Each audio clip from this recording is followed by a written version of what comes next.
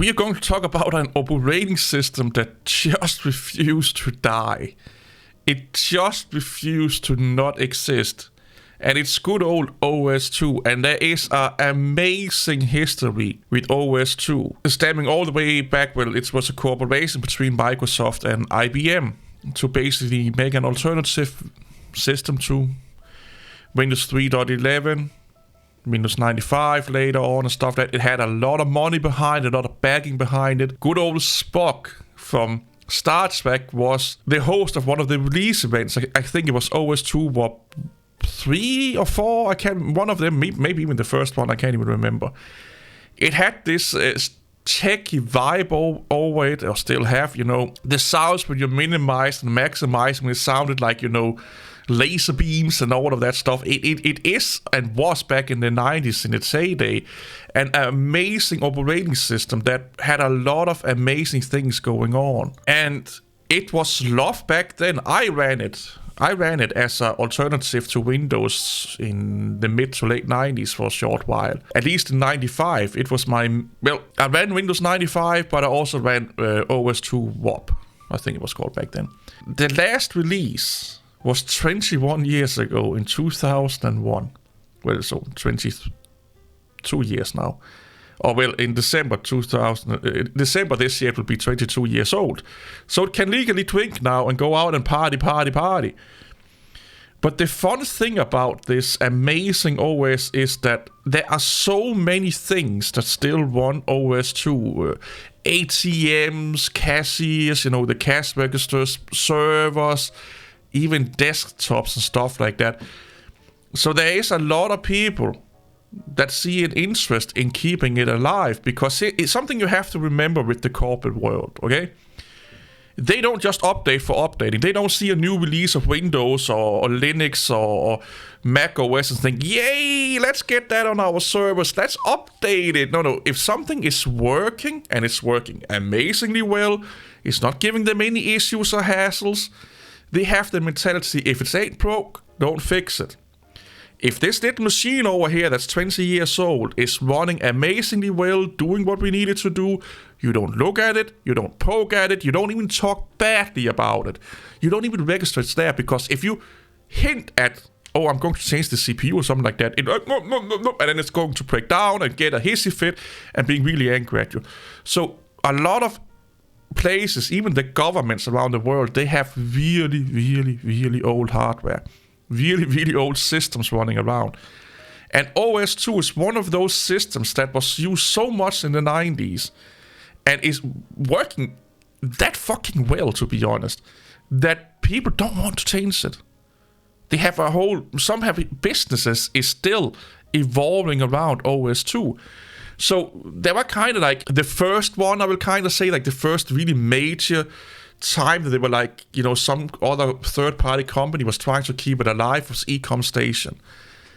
And I don't know if it's around anymore. I honestly don't know. But it was, in my experience or opinion, or what I can gather, it was kind of the first one to say, okay, you know what, let's keep OS 2 alive, and let's do this whole OS 2 thing, so you can still run your really, really old software and hardware that is just working perfect for your needs. You don't have to upgrade it. You don't have to spend money on upgrading.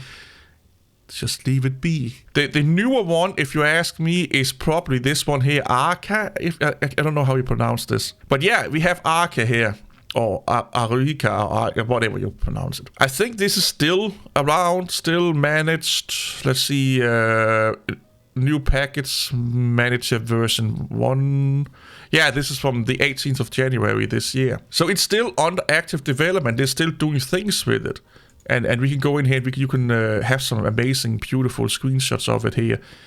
And I will say this. It's still a sexy system. It's still a really, really, really amazingly sexy system, if you ask me.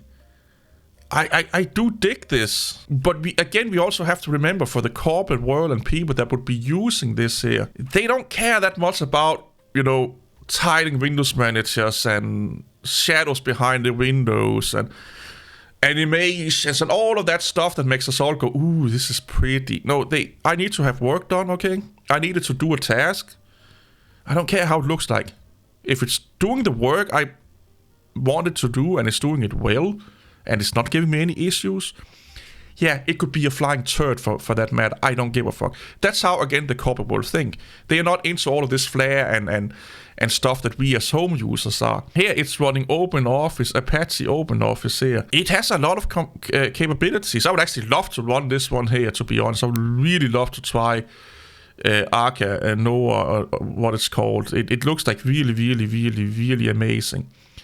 It gives me a little bit of that 90s feeling when I was a kid and exploring all of these different operating systems. Not about where it was the store I want to look at. So we go in here and we go into the products, we go into the personal edition. It's a little bit expensive. And again, why is that? You have to remember, this is not meant to replace your Windows or Linux desktop. This is meant for people or organizations or companies that are still to this day heavily reliant on OS2, either as their business, as a server, a part of a product that they're still supporting and stuff like that. And they need a OS2-esque or OS2 desktop to do development, research, bug testing, or you name it. And could you potentially do it in a virtual machine? They probably are, if you ask me. They probably are buying this edition here and installing it in VirtualBox or VMware Workstation, stuff like that, and then have Linux or Linux beneath it. But they need this system to test it out. You get what I'm coming at here. And they also say down here that it will not run on all systems and what have you not. I don't even know if is it even 64-bit? I don't think it is. I think it's still 32-bit only. Yeah, OS applications. Yeah, it looks like it's only a 32-bit system. Correct me if I'm wrong. I don't think OS2 ever came out of the 32-bit area. But that also means that if you have a 32-bit computer laying around that are not supporting 64-bit and you want the operating system to run on it, just for your everyday browsing tasks and stuff like that, this could be a contender if you want to spend the $130 for it. If you are a OS2 fan, and OS2 still to this day has a strong community and a strong presence in the world, and it's just amazing to think this is still alive. And if you think about it, this is the community keeping it alive. This is just a money community or business-driven community that are keeping it alive, aka they're trying to build a business around keeping it alive for those people that are talked about that have that box over there that are doing amazing things. The magic in the box, let's not disturb the force field, okay? So they need these kind of companies and organizations and communities to keep it alive, so they still have this product that are still making them a lot of money.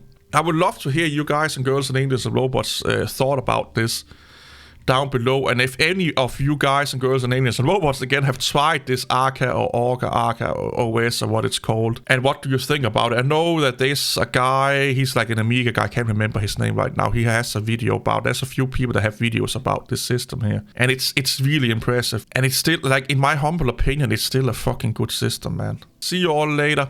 Bye bye.